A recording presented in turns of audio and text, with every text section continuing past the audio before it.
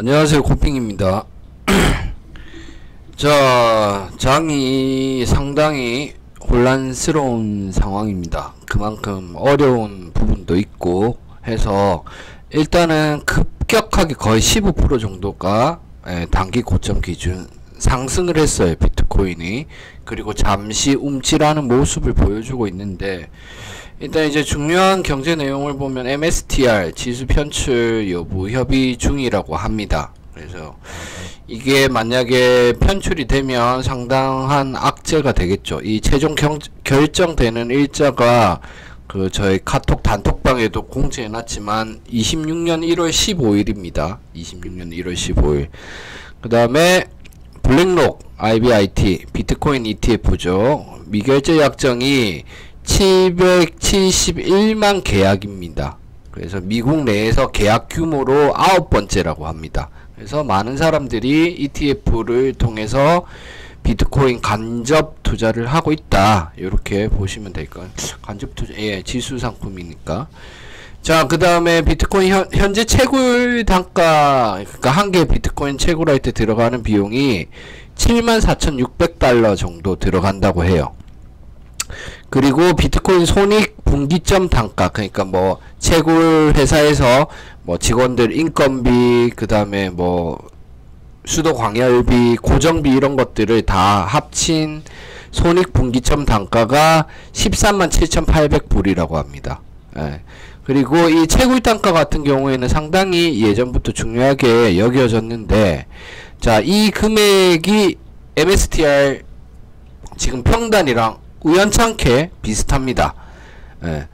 자, 요거 때문에 지금 현재 비트코인이 올랐다라는 관점이 많습니다. 예. 뱅가드가 예전부터 이 암호화폐 비트코인에 대해서 항상 부정적인, 예, 공격적인 요런 이제 텐션이었는데, 이 고객사들이 왜 뱅가드 고객사들이 있을 거잖아요. 고객사나 고객들이 가상화폐, 암호화폐 이 투자해달라 이런 요청이 너무 많아가지고 뱅가드에서 화요일부터 어제입니다. 예, 그래서 어제부터 세계 2위 자산 운용사거든요. 그래서 비트코인, 이더, XRP, 리플이죠. 그 다음에 솔라나 등 기초자산 펀드 거래를 시작하게 되었다고 해요. 그래서 요거 때문에 지금 상승했다라는 관점이 많습니다. 어떤 개념으로 받아들이면 되냐면, 항상 우리가 시장에 돈이 들어오면 비트가 상승하는 그런 모습이 있었는데, 비슷한 그런 걸로 보시면 될 것 같습니다. 케이스로. 근데 너무 많이 올랐어요. 그러니까 지금 차트를 아예 그냥 뭐 관여치 않고 그냥 올려버렸습니다. 예. 그리고 러시아 중앙은행 암호화폐 규제 완화 추진을 하고 있다라고 하니까 참고하시면 되고, 반대로 중국은 중국이 인민은행이 러시아 중앙은행이랑 같은 은행, 국가은행이라고 보시면 돼요. 불법적 가상자산 활동에 이제 경고하고 단속을 한다라고 합니다. 그래서 처벌까지도 진행을 한다고 하니까 요거 때문에 또 주말에 하락을 하지 않았나 라고 좀 분석을 하고 있습니다. 그 다음에 연파이낸스 이슈가 있었고, 트럼프가 관세로 돈을 많이 벌었기 때문에 이제 소득세 인하도 하고, 그 다음에 미국 국민들한테 돈을 또 한 200불 상당인가? 이렇게 200불인가 2000불인가 이렇게 주는 그런 이벤트도 지금 생각을 하고 있다고 합니다. 장이 상당히 어렵습니다. 일단 차트 분석을 할 텐데, 일단 상승의 가장 큰 원인은 이 뱅가드로 일단 보시면 될 것 같고, 자, 일단 어제 이슈가 있어가지고, 이슈가 있기도 했고, 제가 또 집에 늦게 왔어요. 그래가지고 이제 이 관점을 못 올리는데, 원래 화요일날 항상 올리는데 일단 한번 봅시다. 많은 일이 있었습니다. 자, 그래서 이게 11월 26일날 이제 관점 드린 겁니다. 그래서 여기 하는 것도 있고, 나스닥도 하락하는 거 있고, 나스닥이 조금 하락. 자, 여기 보시면 자, 일단은 경제적 이슈가 없을 경우에는 잠정적 월봉 수렴 구간 진입 가능성이 있다. 그렇게 될 경우 긴 횡보가 될 가능성이 높다라고 말씀을 드렸는데, 경제적 이슈가 생겼죠. 벵가드라는. 일단 그거는 참고하시면 될 것 같고, 추가 하락이냐 추세 전환이냐 결정되어지는 구간이라고 말씀을 드렸습니다. 방향성을 자리 잡는 구간. 예. 그래서 일본 같은 경우에는 87K 지지 구간으로 가져가면서 89K 저항대 돌파가 매우 중요하다 말씀드렸는데, 지지 구간 85, 87로 잡았었거든요. 근데 주말에 이제 84까지 빠지게 됩니다. 84까지. 그리고 이제 오늘 90 거의 4K까지 상승하는 움직임. 거의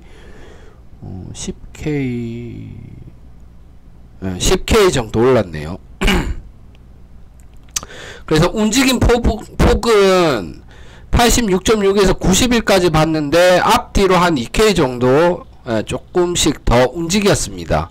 그리고 가장 중요한 거는 롱의 시간이다. 횡보 시간이 길어질수록 롱하는데 유리하다라고 말씀을 드렸습니다. 그리고 현물 매수 계속 80대 올 때마다 현물 매수 자리다 라고 계속 말씀을 드리고, 물론 분할 매수로 해야 돼요. 100%는 없으니까. 자, 일단은 차트가 지금 하락했을 때 부서지는 것도 있겠지만 상승했을 때 또 차트가 부서지는 경우도 있습니다.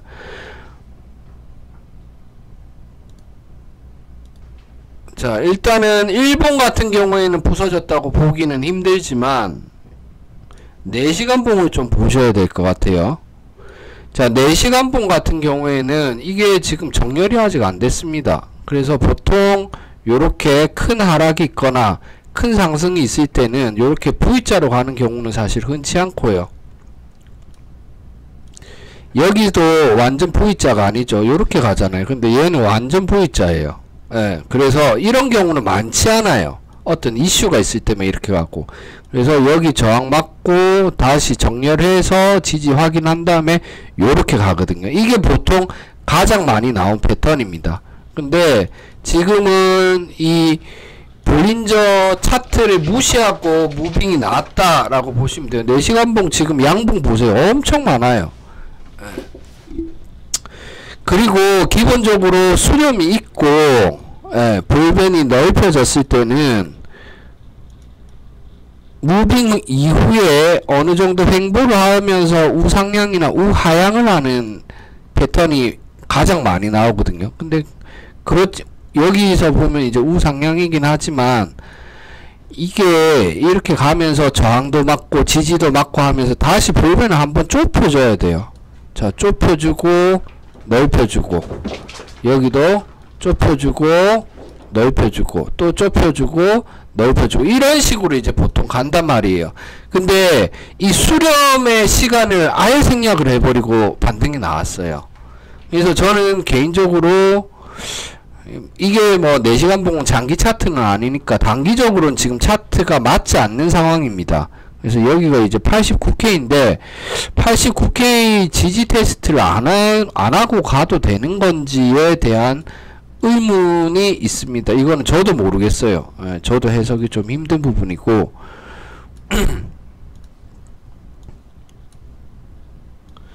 일봉으로 보면 아직 단기 하락이 끝난 걸로 보여지지는 않습니다. 일단 여기를 최소한 터치를 해야 돼요. 여기를. 아니면 여기서 이제 끌어내려 가지고 터치를 해야 되고, 그래서 일단 전체적인 차트는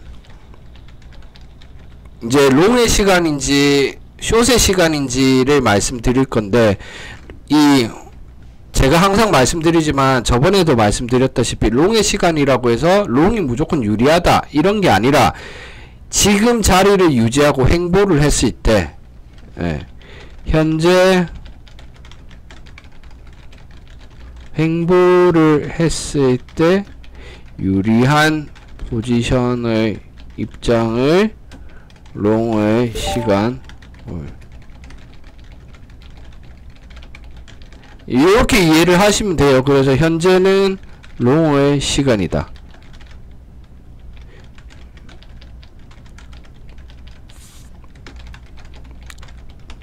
제가 일주일마다 이제 관점을 드리니까. 그래서 여기서 만약에 횡보한다고 하면, 지지만 예를 들어서 된다고 하면,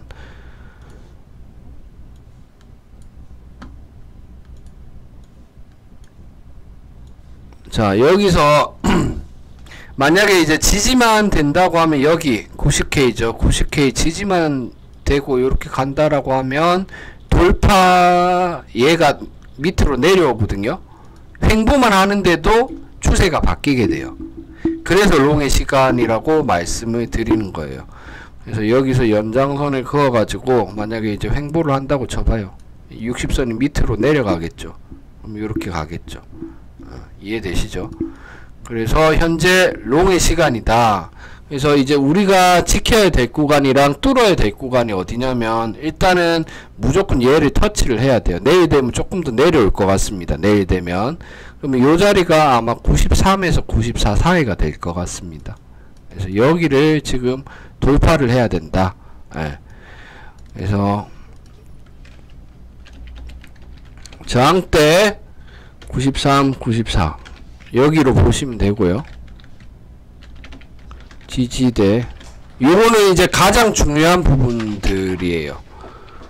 90K 여기로 일단 보시면 될 것 같습니다.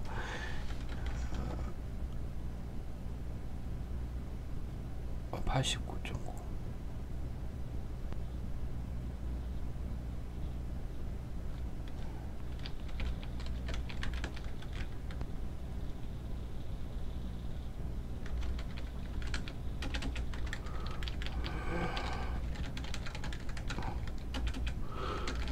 무엇보다 일봉상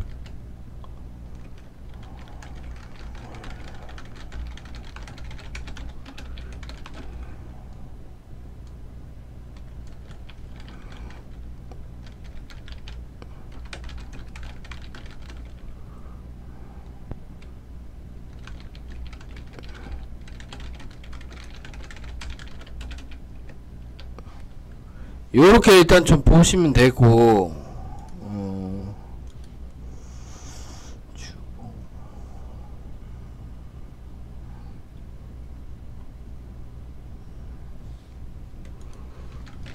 아직 단기 하락이 끝났다고 보기는 힘들다. 다만 주변 상황이 희망적이고, 보자.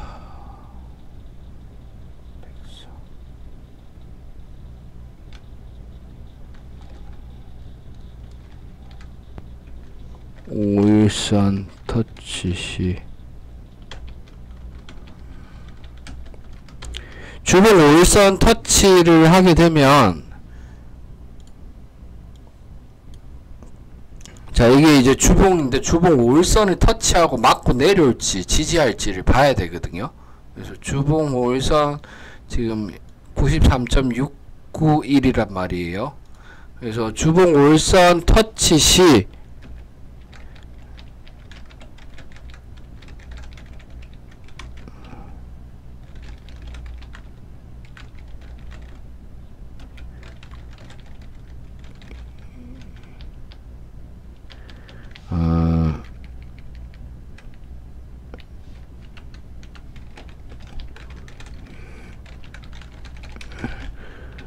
보통 5일선 맞고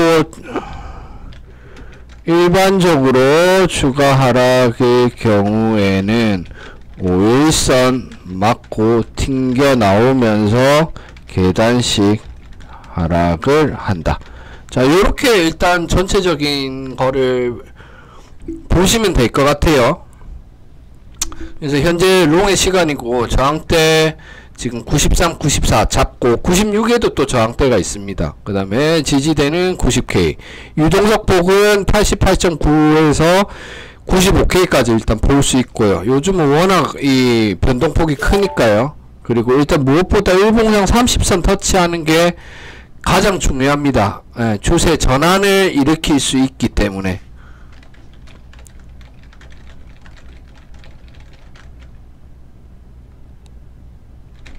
요렇게 보시면 돼요. 이후 96.5 추세 전환 위치 터치 횡보하는 게 중요하다. 그 다음에 아직 단기 하락 끝났다고 보기는 힘들다. 다음은 주봉 상황이 희망적이고 주봉 5일선 터치 시 93.7 여기가 이제 주봉 5일선이거든요. 터치하고 반동이 얼마만큼 될지 체크하는 무빙이 되게 중요합니다. 그래서 요거는 마지막 거 일방적으로 추가 하락이 나올 경우에 5일선 맞고 튕겨져 나오면서 계단식 하락을 한다. 요거만 참고하시면 될 것 같아요. 너무 어려워요. 장이 저도 매매를 중간중간 좀 띄엄띄엄 했는데 엄청 분할 매수 폭을 크게 가져가면서 대신 이익은 조금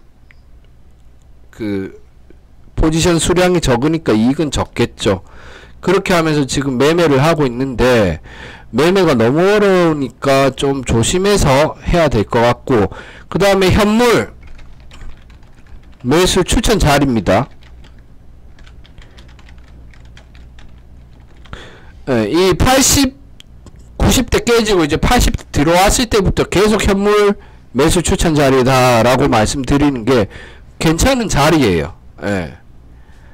그래서 참고하셔가지고 거래하시면 될 것 같습니다. 감사합니다.